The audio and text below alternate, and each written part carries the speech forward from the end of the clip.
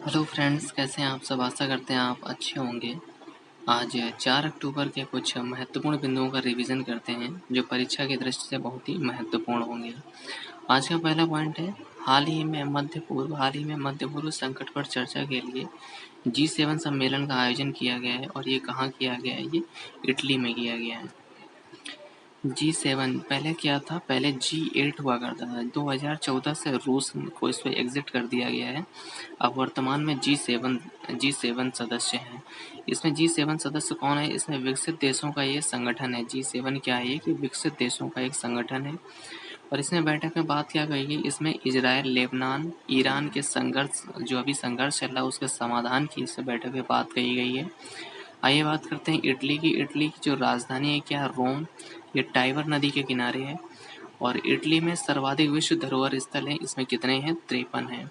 Italy की बात करते हैं, इटली को भौगोलिक दृष्टि से देखते हैं तो इसमें क्या है? एटना, विसुवियस, स्ट्रोम्बेली, ये इटली के प्रमुख ज्वालामुखी हैं। स्ट्रोम्बेली को हम लोग भूमध्य सागर का प्रकाश स्तंभ कहते हैं।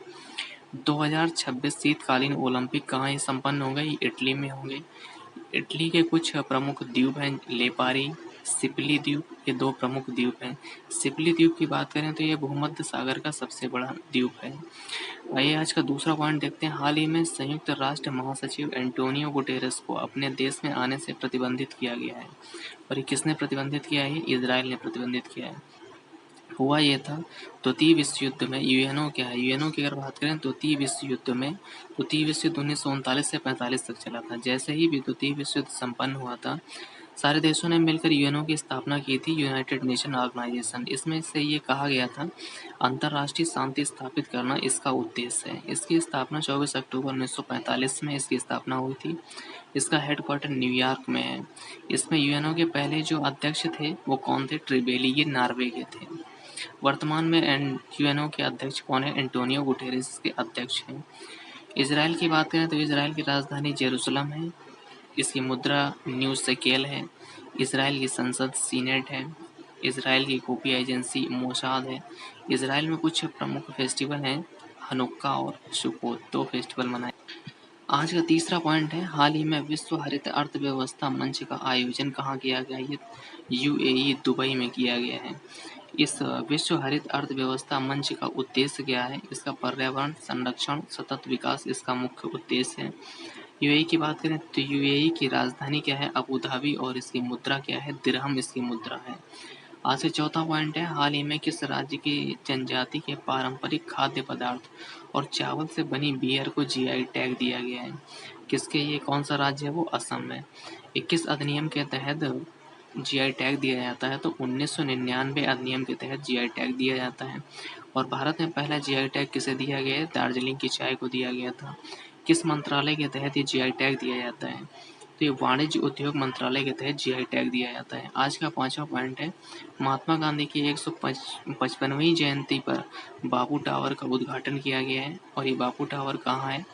ये बिहार प्रदेश की पटना राजधानी में है। और इसकी लागत क्या है? 129 करोड़ इसकी लागत है।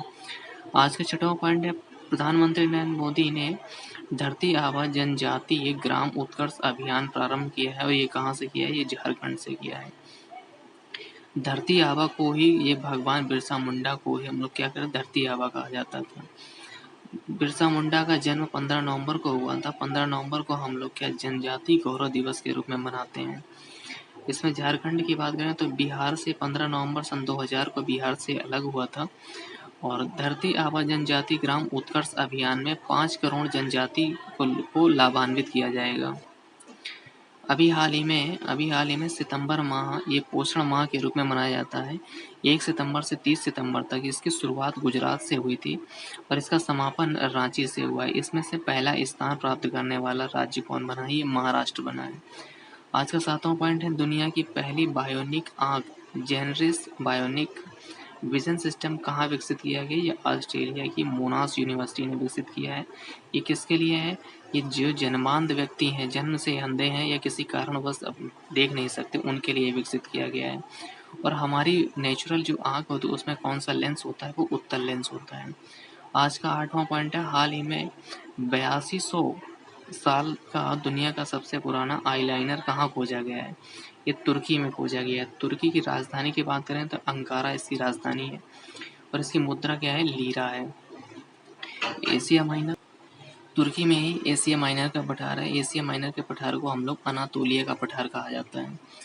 तुर्की में ही वान झील है। वान झील जो सर्वाधिक लवणता वाली झील है। तुर्की ही एक ऐसा देश है जो एशिया महाद्वीप को यूरोप महाद्वीप से क्या करता है, अलग करता है। आज का नवा पॉइंट है, हाल ही में आरबीआई की मौद्रिक नीति समिति में सदस्य के रूप में किसे नियुक्त किया गया है। इसमें 3 सदस्यों को नियुक्त किया गया है, पी राम सिंह, सौगत भट्टाचार्य और डॉक्टर नागेश कुमार को। आरबीआई मौद्रिक नीति समिति की स्थापना की बात करते हैं तो इसके 2016 में इसकी स्थापना होती है। इसमें 6 सदस्य होते हैं, जिसमें से 3 सदस्यों को आरबीआई नियुक्त करता है और 3 सदस्यों को केंद्र सरकार नियुक्त करती है। और मौद्रिक नीति समिति का जो हेड होता है वो आरबीआई गवर्नर जो वर्तमान में है शक्तिकांत दास है। इसके उद्देश्य, मौद्रिक नीति समिति का इसका उद्देश्य क्या है, महंगाई को नियमित, इसका उद्देश्य है महंगाई को 2 से 6% के बीच ही रखना, इसका मुख्य उद्देश्य है। आज का 10वां पॉइंट है, चर्चा में रही रिंग ऑफ फायर की घटना का संबंध किससे है, ये किससे है, ये सूर्य ग्रहण से है। 2024 का अंतिम सूर्य ग्रहण जिसमें आकृति जो बनी थी वो रिंग की तरह बनी थी, तो इसकी घटना का संबंध किससे है, ये सूर्य ग्रहण से है। सूर्य ग्रहण की बात करें तो जो हमारे इसकी वर्तमान स्थिति है, अर्थात सूर्य और पृथ्वी के बीच में जब चंद्रमा आता है तो क्या होता है, सूर्य ग्रहण होता है। यह स्थिति हमेशा अमावस्या को होती है। चंद्र ग्रहण की बात करें तो जब सूर्य और चंद्रमा के बीच पृथ्वी आती है तो क्या होता है, ये चंद्र ग्रहण होता है और ये हमेशा पूर्णिमा को होता है। डियर फ्रेंड्स, आज के लिए इतना ही, मिलते हैं कल की क्लास में। अगर क्लास अच्छी लगी हो तो चैनल को सब्सक्राइब करें और बेल आइकन को प्रेस करें। Thank you.